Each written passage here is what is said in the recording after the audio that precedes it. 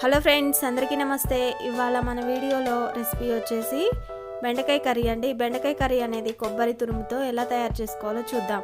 ముందుగా బెండకాయలని తీసుకొని ఒక పావు కిలో శుభ్రంగా డస్ట్ అనేది లేకుండా కడిగి వాటర్లో ఒక ప్లేట్లోకి తీసుకోవాలి. వీటిని చిన్న చిన్న పీసెస్గా కట్ చేసుకోవాలి. ఒక పెద్ద సైజ్ ఆనియన్ని తీసుకొని అవి కూడా ఇలా కట్ చేసుకొని పెట్టేసుకోవాలి.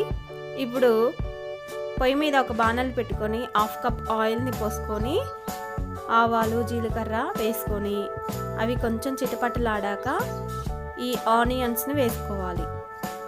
ఇప్పుడు 1 టేబుల్ స్పూన్ శనగపప్పుని మినపప్పుని వేసుకొని 1/2 టేబుల్ స్పూన్ పసుపుని వేసుకొని మొత్తం తిప్పుకోవాలి. ఈ ఆనియన్స్ అనేది కొంచెం ఫ్రై అయ్యాక బెండకాయ ముక్కల్ని వేసుకోవాలి.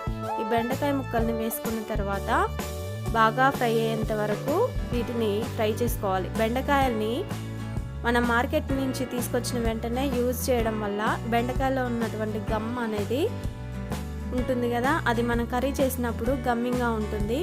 అలా ఉండకుండా ఉండాలంటే మనం ఒక 2 రోజులు ఆగి వాడుకుంటే గమ్ అనేది ఉండదు కర్రీకి.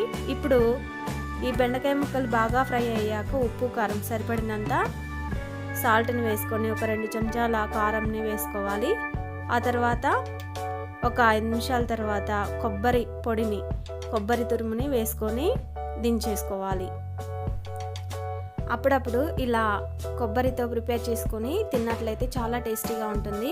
ఎలాగూ మనం బెండకాయ టమాటాని ప్లెయిన్ బెండకాయని తయారు చేస్తూ ఉంటాం కదా, ఇలా ప్రిపేర్ చేసుకుంటే చాలా టేస్టీగా ఉంటుంది. డైట్ చేసే వాళ్ళకు కూడా ఇది మంచి రెసిపీ అన్నమాట.